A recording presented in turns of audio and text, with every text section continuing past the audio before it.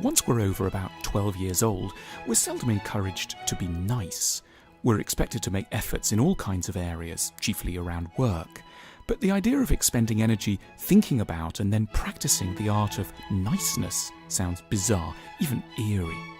That's why we've drawn up a checklist of 10 virtues that we think matter more than ever in the modern age. Resilience. This is the art of keeping going even when things are looking dark, of accepting reversals as normal, of refusing to frighten others with one's own fears, and of remembering that human nature is in the end reassuringly tough. Empathy. The capacity to connect imaginatively with the sufferings and unique experiences of another person. The courage to become someone else and look back at oneself with honesty. Patience. We lose our temper because we believe that things should be perfect. We've grown so good in some areas, like putting men on the moon, we're ever less able to deal with things that still insist on going wrong, like traffic, government, other people. We should grow calmer and more forgiving by getting more realistic about how things actually tend to go.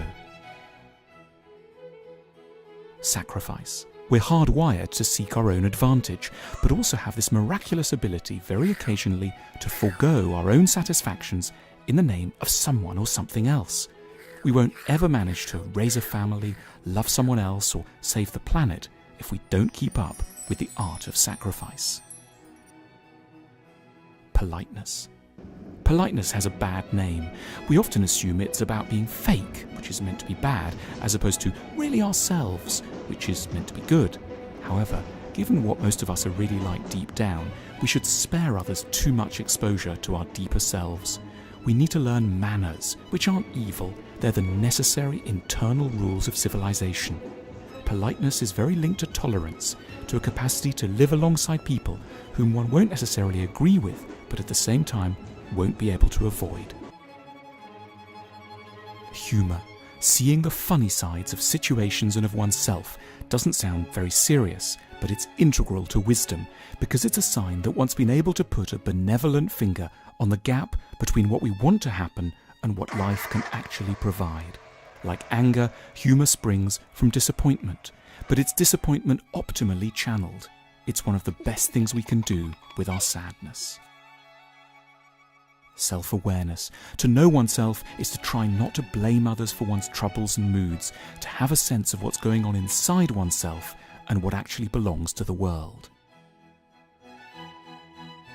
Forgiveness. Forgiveness means a long memory of all the times when we wouldn't have got through life without someone cutting us some slack. It's recognizing that living with others isn't possible without excusing errors. Hope. The way the world is now is only a pale shadow of what it could one day be. We're still only at the beginning of history. As you get older, despair becomes far easier, almost reflex, whereas in adolescence it was still cool and adventurous. Pessimism isn't necessarily deep, nor optimism shallow. Confidence. The greatest projects and schemes die for no grander reason than that we don't dare. Confidence isn't arrogance, it's based on a constant awareness of how short life is and how little we ultimately lose from risking everything. Let's try to keep these in mind and practice them a little every day.